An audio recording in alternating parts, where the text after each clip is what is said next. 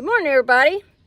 I'm out here in my strawberry patch today and wanted to talk with you a little bit about strawberries. This is the first year we've had our strawberries in this particular area, and they've been coming on. A lot of people say, hey, you know, you're supposed to take all the flowers off the first year and all this kind of stuff, but you know what, I'm not doing it.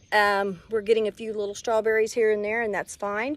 But I want to talk to you about something else with this. I do plan to keep strawberries in this area for years to come. So there's something special that I need to do with these strawberries as they're coming on. All right, here's one of our plants.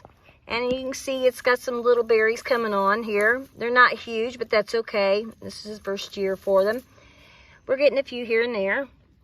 As if you remember from earlier videos, we decided to put straw down instead of putting down the weed barrier tarp because of this one particular reason, and it's this.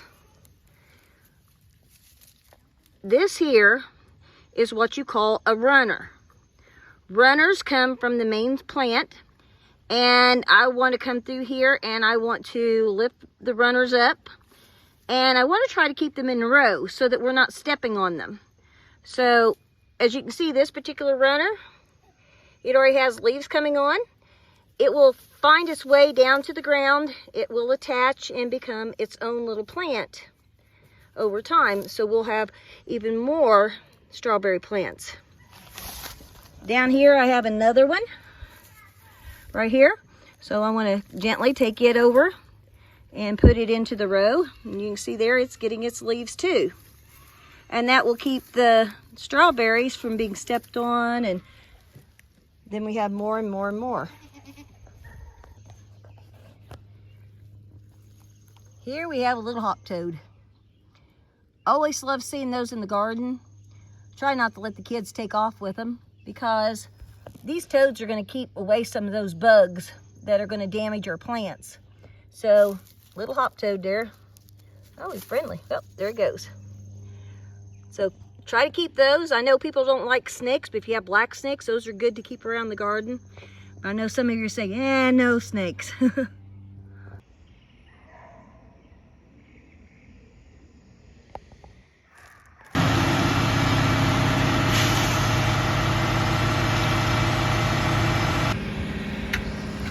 We had some extra concrete after pouring the garage.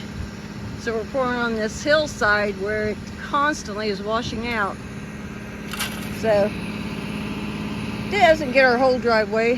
One of the key spots that we always have problems with. So that's kind of a blessing. All right, so they got Dad's garage poured. You can see back here, he's already planning on putting up some walls and a door somewhere. He's got some cabinets starting to bring in. So we got about an 8.5 foot from the 2x4 down to the ground. So we got that much clearance. So you still got to put electric and all that in there, but it's done. It's ready to go.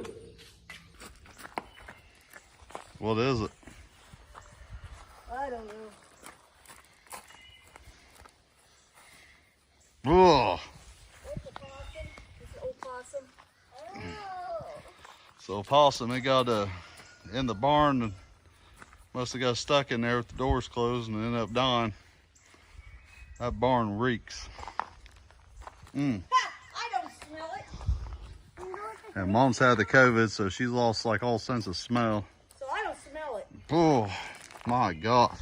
Come on, Reagan, get away. Come on.